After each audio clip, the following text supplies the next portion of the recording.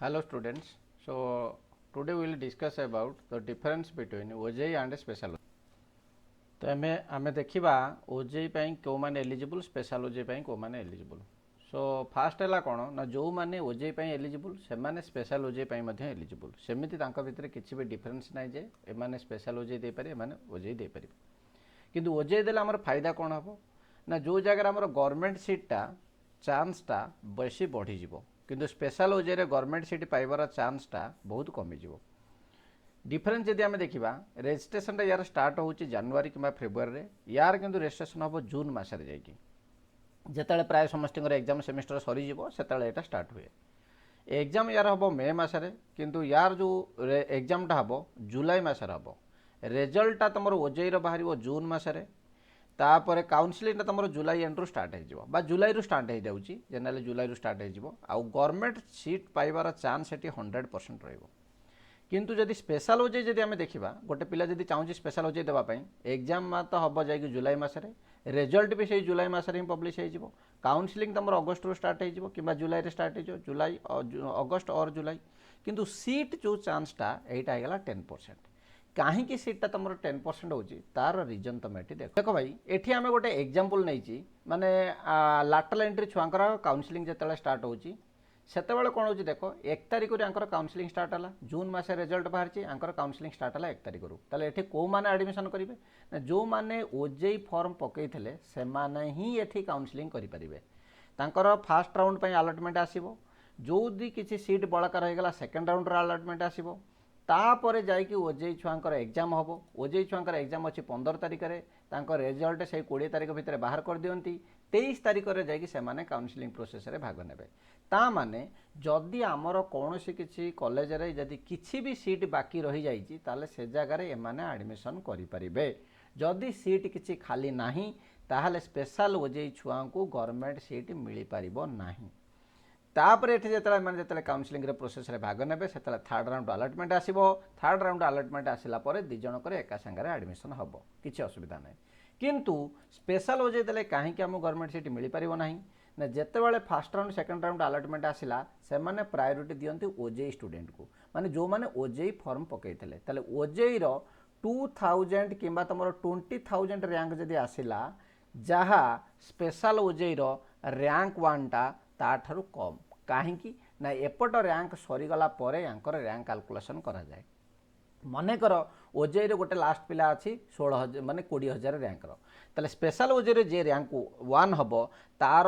Real rank होते ना 20,001 हो तार रैंकटा बुझला. तो यहीटा है या भितर सबुठू बड़ डिफरेन्स ये गला तुम के 20,000 रैंक 1 हो तार रैंक ये स्पेशल OJEE रैंक 1 किंतु जिते जनरल देखा से 20,000 रैंक 1 हो 20,001 हो तार रैंक. ता माने जो सीट गुड़ाक तुम OJEE छुआ को मिलवा कथा मिल सारा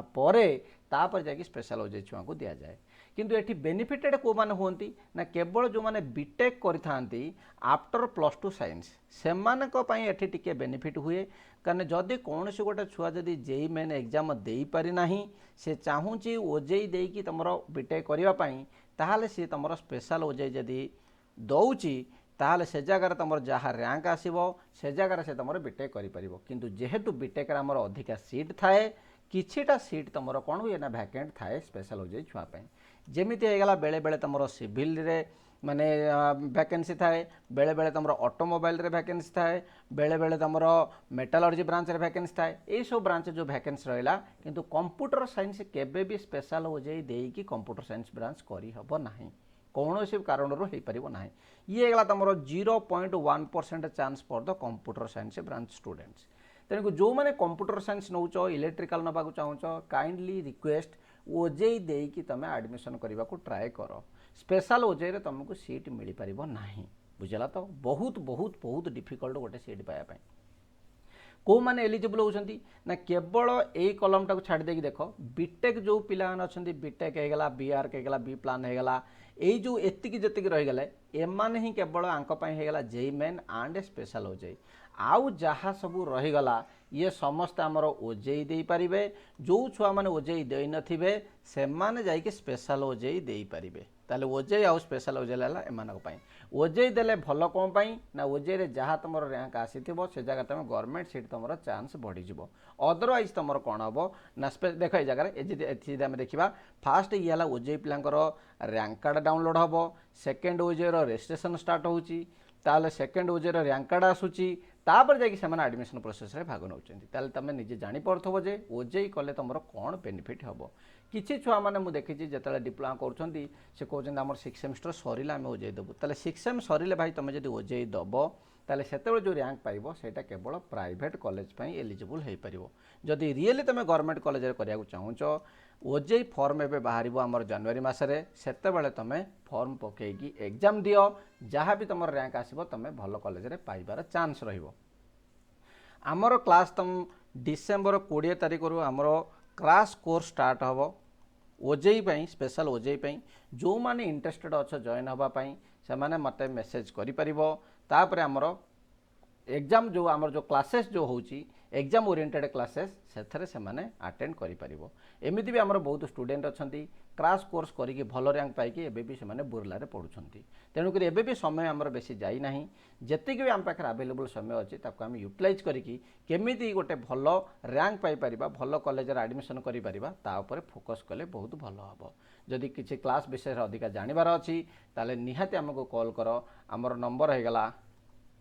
9113841974 ये व्हाट्सएप नंबर एथरे हमको कॉल करके हमको जणाई परिबो धन्यवाद।